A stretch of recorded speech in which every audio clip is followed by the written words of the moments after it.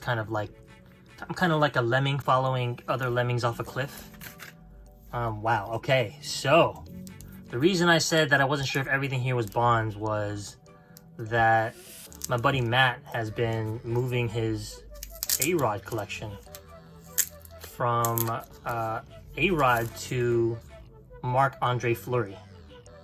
And so I picked up a couple of cards from Matt as these were going to sale, and I'm actually very I consider my decisions pretty carefully. This card, I've never actually seen the triumvirate illuminator or luminescent of this. This is not see-through, so this is the luminescent.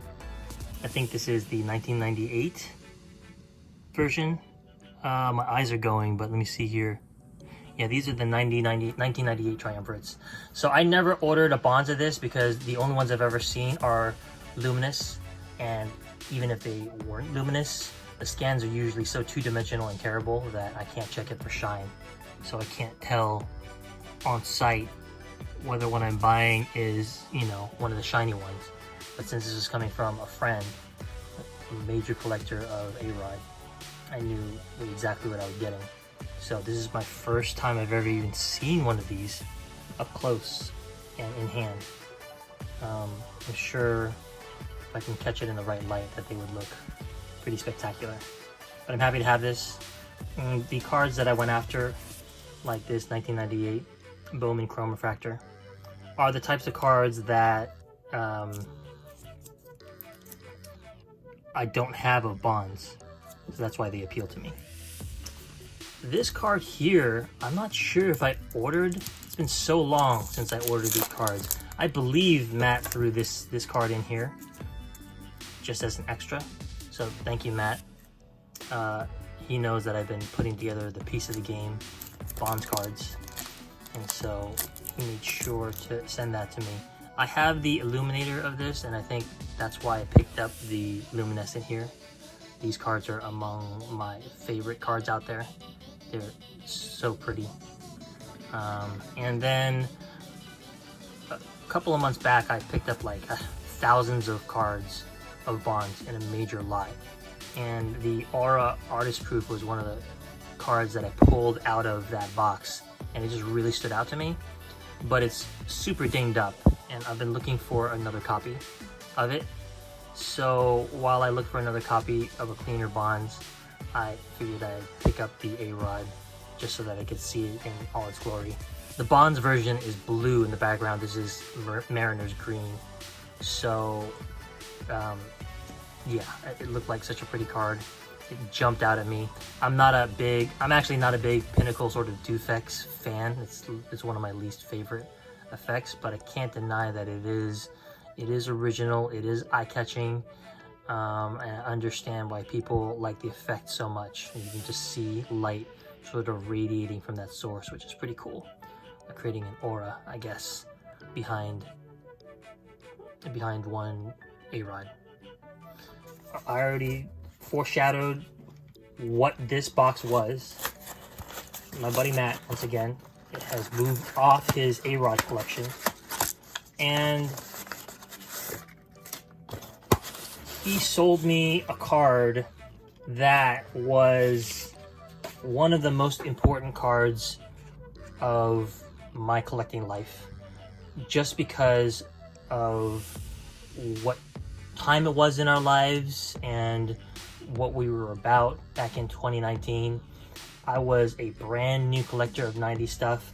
I had just made friends with two new friends and two new buddies, Matt and Greg, and we all made it out to the National that year. And we were all, I was having a conversation with Greg recently, and he mentioned that there's no way to replicate the experience of the 2019 National. All of us had such major 90s cards still left to collect, and all of us had such energy, the kind of sort of wonder and energy that you can't repeat now, sort of, especially for somebody like me. I'm maybe 3 or 4 years in. I haven't seen it all, but I've seen a lot more of it, and there's just the childlike wonder may not be quite what it was when I first entered the shiny 90s. And you know, our friendship, they change and evolve over time, but you're never going to be able to replicate or recapture the magic of the 2019 National. It was such a special trip, such a special moment in all of our collecting lives. You guys know the story of the most important card in my collection, the PSA 10 Essential Credentials Pink that I lusted after for a long time after seeing it there. Well, that was my trophy that I finally claimed. Greg also had a trophy that was sort of delayed. I think it was the 1999 Skybox Sky Rubies Frank Thomas that he attempted to get, but couldn't broker a deal for. And then finally, Matt, as many people know, had a massive card that he picked up. And that was none other than the View to a Thrill. I don't know if this is like the home run or quad or whatever, but this was the 10 out of 10. And so, I mean, this card, I remember the moment Matt told me that he got it. I was actually off in another part of the premises trying to find boxes that we could break on camera together. I can't remember if I was looking for an Ultra box or a Pacific box, but he found me on the floor of the show and told me that he bought sort of the most expensive card that he had ever bought in his life, and it was going to be sort of one of the most important cards in his collection. I couldn't believe he sold it, to be honest, but when he offered it to me, I told him what a meaningful card it was to me, just because of that experience that I shared with the two of my friends. So this card is now in my collection. I have the View to a Thrill Bonds. If I had the 1 out of 10 as well of Bonds, then I don't know if I would have gone for this card. But as many of you know, a couple of my side PC players are Maddox, ARod, and Manny Ramirez. So when I can get a card of those players that I can't get of my guy, it's a great stand-in. And this card is, I mean, the story behind it is, I mean, it's priceless. So thank you, Matt, for sending this one to me. I also picked up a couple of other cards. I don't have the Sterling of Bonds. I think I only have the Gem of the 1999 Finest Refractor Gold Refractors. So I picked this one up from that. For those of you who are new to the 90s, make sure for the 1999 Refractor that you have a stamp in the back. Sometimes it's always right on the picture, so it's hard to see. But if it's not stamped, it means that it's an aftermarket, maybe not a counterfeit version, but just definitely not packaged you. And then Matt threw these in as well as part of the deal. But obviously the big feature is this card. I just think there are some cards out there that are more meaningful than the money you pay for it. And this card is going to be etched in my memory forever. Even if it's not permanently in my possession, it's a card that I will always remember. So what a cool treat to actually have this card in hand and say that it's mine, because it is. I just really love how Upper Deck did some of its tiers of parallels, leaving the hollow foil version to the 1 out of 10, to the leg of the rainbow that is out of 10. Pretty crazy. I know that Rodney, another friend of mine, just drew some attention to his King Griffey Jr. of this card, and it just brought me more appreciation for how unbelievably rare this card is.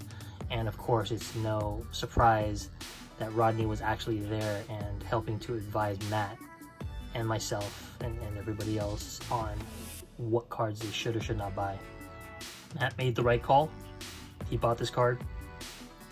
I made the wrong call, and it cost me a few restless nights and, some nights of sleep. But finally, this comes full circle. It's in my collection now. When I get back to where all my cards are, I'm gonna put this alongside some of the best cards, some of the best Bonds cards in my collection. because it's special. Anyways, this was a long one, guys. Thanks for bearing with me and staying with me if you made it this far. My next video hopefully will be like a camera facing one, and so I'll say hello to you guys then. Thanks a lot.